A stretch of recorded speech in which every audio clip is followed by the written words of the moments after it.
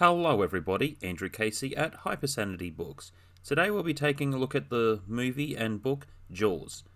There are a few comparisons to go through, and I will say it is worth reading the book because you can learn a lot on how to write from the book. Otherwise, let's get into it.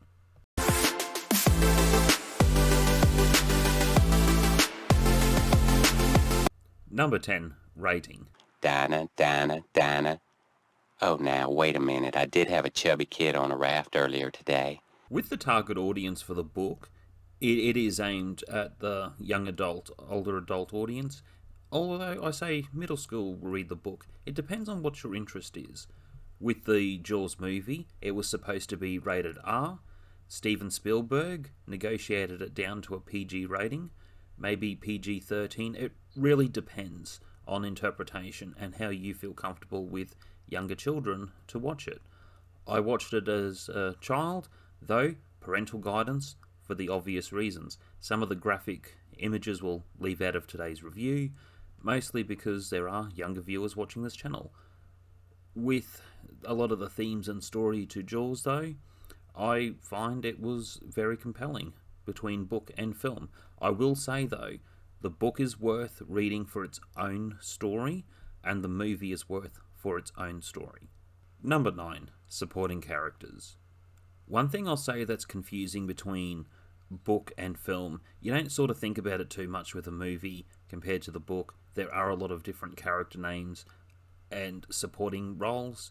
Some of the characterization I'll say is better in the book because you go deeper into the characterization. There's also the Quahog Festival. It talks about a lot more of the culture and the scenery to the island, though with the movie a lot of that's cut out because of time restraints, which is a shame. I felt like the movie, it's got to see it for what it is to its own interpretations. With the mother, the scene where she's saying the child's in the boat and then shows this part. But I want him to read the boating regulations, the rules, before he goes out on his own. Michael! Did you hear your father? Out of the water now! That is an excellent form of storytelling that makes the threat seem more realistic to the current conflict and with the main character. Number 8, the mayor. Please, Mayor Bradley, you have to believe me. You're the only one that can do something. Please don't be like the mayor in Jaws. Never compare me to the Jaws mayor. Never! The mayor is a character in the book to be a lot more forceful with his point of view. There is a lot more of a community feel to the Great Depression that is going to affect everyone if they can't have the tourism come to the island.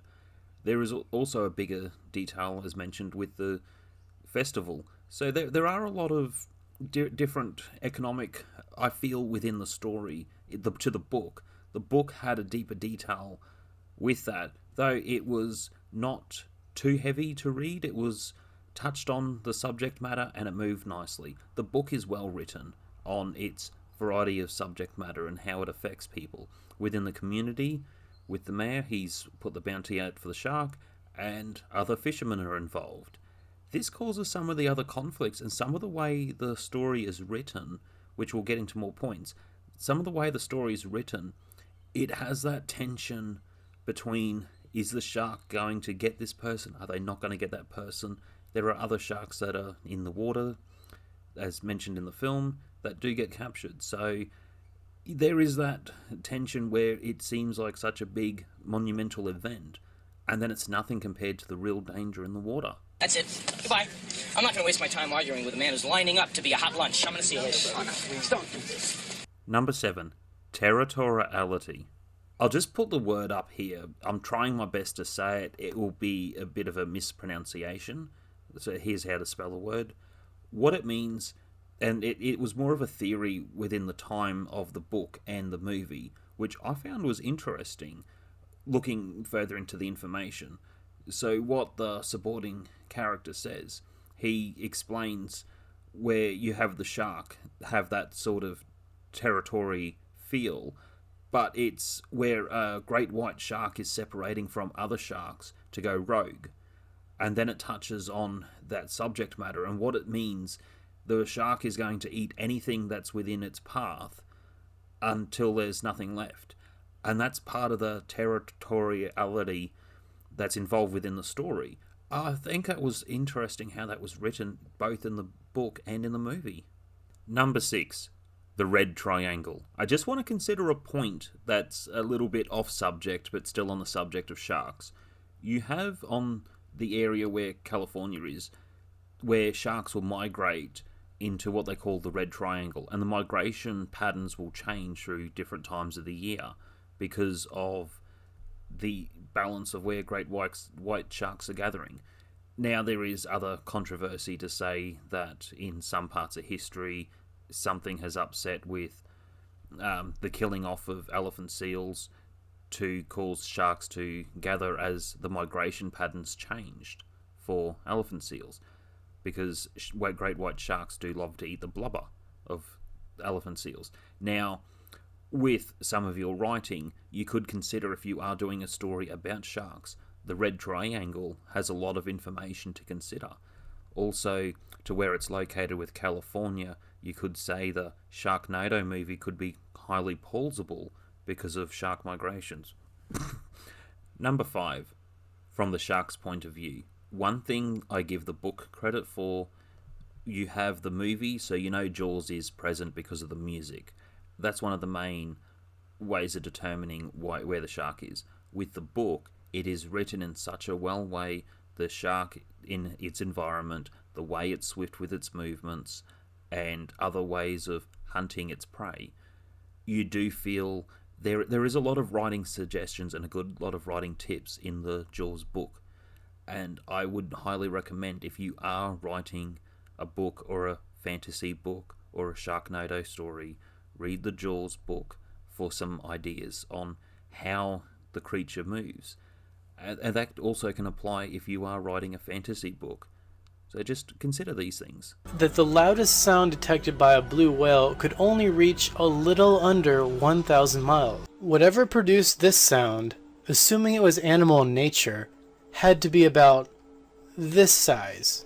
Number 4, the 4th of July. One thing just to say, to get this out of the way, the reason the shark was drawn within the novelization is because of women's menstrual cycles. Have a laugh, let's get it out of your system and move along. One prevalent point, when the kids were also playing pretending that they were a shark, the story was focused on them, and one thing with that type of distraction, it puts forward a real threat. When there is security around, obviously that's a very bad idea. The kids are lucky not to be shot, but writing characters like that, I don't recommend them being close relation to the main cast. Sometimes you got teenagers who will do silly things within the book and movie. Yeah, it's children that are a lot younger playing games.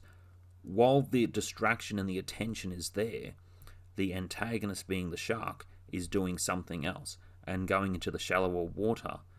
And there are certain topics of shark behavior that is talked about within the book and the film to bring forward different warnings, where in that particular environment, even in shallow water, a shark could get into that sort of water. It can attack at a boat. A shark can jump out of water. There are different risk factors to consider, and I think the book was good at its time, giving out certain warnings. I also think it also did cause a lot of different pandemonium and fear, where a lot of people did not want to get back in the water. The shark! It's going into the pond! Shark! Now what? Michael's in the pond. Number 3, Triagonist. The Mr. Quint character, I didn't mind him in the story. He had a way of testing the other two characters, and it was him being a sort of typical male shark hunter kind of dude, which is showing to be a necessary character to help solve a problem that the other characters cannot. And it's the way of working together. In the book, there is a lot less of a relatability with the characters. I felt like there was more relatability to the characters with the film, and that is also Steven Spielberg's intention. And it was enjoyable with the film, I will be honest, when they're inside the boat having a few drinks, comparing different stories. You don't sort of hear too much about Brody's reason why he doesn't get in the water, which we'll talk about in the last point. For the emphasis on this, the Quint character did get annoying with some of his different poetry and singing. There was also different ways he referenced things, like he said the opening of the shark's mouth is like a vagina. So, yeah, good luck with that, mate. Number 2, Hoopa. The deuteragonist of the story, I always loved him as my favourite character. I think he was ambitious. He also had the interest in sharks. One of the bigger things that's more prevalent to the film than the book is his financial situation. Now, he's not overly rich, which would destroy the movie. He has the interest, so a lot of his equipment and technology and things he's paid for himself is what's explained in the film more so than the book. I like the way it is also realistic, and I think in today's type of storytelling there is so much that you can do where people are self-funding their projects or doing video blogging or whatever other ways of making multiple sources of income. Number 1, protagonist. The main character, he has a fear of the water. It's not aquaphobia, though he does mention drowning. He has a scar on the front of his chest from years ago.